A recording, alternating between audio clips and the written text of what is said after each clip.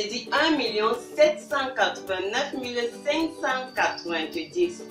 1 789 590. Ça te fait penser à quoi? Avec ça, on pourrait faire des tas de choses. Mais aujourd'hui, étant donné que nous sommes en mathématiques, nous allons voir pourquoi est-ce que ce nombre est divisible par 11. Alors bonjour à toi, j'espère que tu vas bien. Aujourd'hui, nous allons parler des critères de divisibilité par 2, par 3, par 5, par 9 et par 11.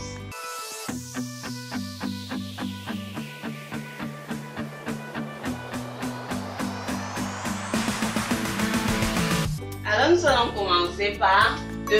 Alors quand est-ce qu'un nombre est divisible par 2? Pourquoi est-ce qu'on te dit que 4, qu'on te dit 14, qu'on te dit 28 sont divisibles par 2? Tout simplement, tu vas remarquer que 4, 14, 28 sont tout simplement des nombres pairs. Donc tout nombre pair est divisible par 2. Donc si je te dis 1582, c'est un nombre pair, il est divisible par 2.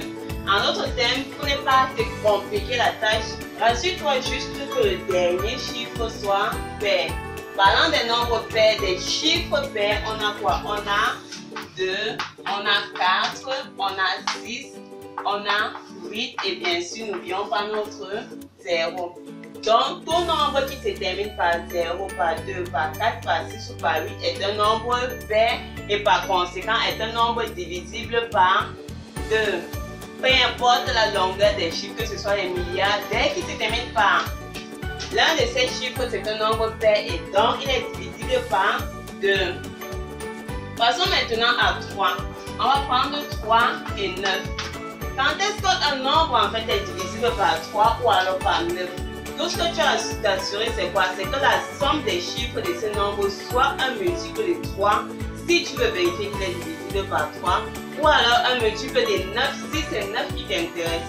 Ça veut dire par exemple que si je te donne le nombre 1239, je veux savoir si ce nombre est un multiple et après je veux savoir si ce nombre est divisible par 3. Qu'est-ce que toi tu fais? Tu viens tout simplement, tu fais ton 1. Tu fais plus 2, plus 3, plus 9. 1 plus 2, 3. 3 plus 3, 6. 6 plus 9, ça nous fait 15. Deuxième chose, est-ce que 15 c'est un multiple de 3?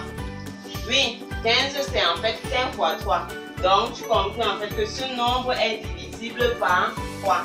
Et on peut vérifier ça. Lorsque j'ai 1239 divisé par 3, c'est dit quoi? On a d'abord 12. 12, ça en fait 4 fois 3, donc je mets 4. On a notre moins 12, on descend avec notre 3. 3 divisé par 3, c'est 1. Donc on a moins 3, 0, on descend avec notre 9. Et 9 divisé par 3, c'est tout simplement 3. Donc ici on a moins 9 qui donne 0. On a bien notre 1293 qui est divisible par 3. Donc tout ce que tu as t'assurer, c'est quoi? La somme de ces chiffres doit être un multiple de 3. Maintenant, c'est la même chose pour 9. La somme de ces chiffres doit être un multiple de 9. Si je prends ce même nombre, il ne sera pas divisible par 9 tout simplement parce que 15 n'est pas un multiple de 9. Mais par contre, si je prends le nombre 31 239, je veux savoir s'il est divisible par 9. Je fais quoi? Je fais tout simplement 3 plus 1 plus 2 plus 3 plus 9. 3 plus 1, 4. 4 plus 2, 6. 6 plus 3, 9. 9 plus 9, 18. Est-ce que 18 c'est un multiple de 9? Bien sûr, 18 c'est tout simplement 9 fois 2. Donc je peux conclure que ce nombre-ci divisible en fait par 9. Et on peut toujours tester. On a 31 239 divisé par 9, c'est quoi? On commence avec 31. 31 divisé par 9, je pense à quoi? Je pense à 9 fois 3, c'est 27. Donc je peux mettre 3 là, ici. On a moins 27. Je mets, on enfin la dizaine, on remet ici en bas. On a donc 11 moins 7, ça nous fait 4. On descend notre 2. On est maintenant à 42. Ensuite, je pense à quoi? Quand je divise par 9, je pense à 4. 4 fois 9, c'est 36. Donc, je peux écrire moins 36. Ça nous fait quoi? On emprunte toujours et on remet là. Ça nous fait 12 moins 10, c'est 6. Et on descend avec 3. Alors, 63 divisé par 9, ça nous fait quoi? Tout simplement 7. Donc, je mets mon 7. Et 9 fois 7, c'est 63. Moins 63, ça nous fait 0. On descend avec notre 9. Il vient une fois 9, 0. Donc, tu as quoi? Tu as 31 239 qui est divisible par 9. Tout simplement parce que la somme de ces chiffres est un multiple de 9. Passons maintenant à 5. 5 est encore bien plus facile. Lorsqu'un nombre, pour vérifier en fait si un nombre est divisible par 5, tout ce que tu as fait, c'est rassurer que ce nombre se termine par 0 ou par 5. Ça veut dire quoi? Ça veut dire que si je te donne 135, il est divisible par 5. Preuve, disons ça par 5, c'est quoi? 2 fois 10, on a moins 10, on a 3 par 5, ça nous fait 7 moins 35, 0. Il se termine par 5, donc il est divisible par 5. Il est un multiple de 5. S'il se termine par 0, c'est la même chose. Il est divisible par 5. 1010 est divisible par 5. Mais par exemple, si on te donne 983, il n'est pas divisible par 5 tout simplement parce que son dernier chiffre n'est pas 0 ou 5. Donc ce nombre-ci n'est pas divisible par 5. Ainsi de suite. Maintenant, passons à 11. On voulait savoir quoi? On voulait savoir si 1 749 590 est un multiple de 11 ou alors est divisible par 11. Alors, pour qu'un nombre soit divisible par 11, il faut quoi? Ce que tu fais en fait, c'est quoi? Tu fais la somme de ces chiffres qui sont en position paire. On a dit que les nombres paires, il y avait 0, il y avait 1, il y avait 2, ainsi de suite. C'est-à-dire que ce nombre, par exemple, voici la première position, voici la deuxième position, la troisième, la quatrième, la cinquième, la sixième et la septième. Donc, tu fais la différence entre la somme des chiffres qui sont à la position paire moins ceux qui sont à la position impaire. C'est-à-dire quoi? Là, c'est la position 1, c'est la position impaire. Je viens à ma position paire, ça c'est 2. Donc, je fais d'abord 7, je viens à 8. La position 3, donc impair, on passe. On vient à la position 4, plus 9. On passe plus 9.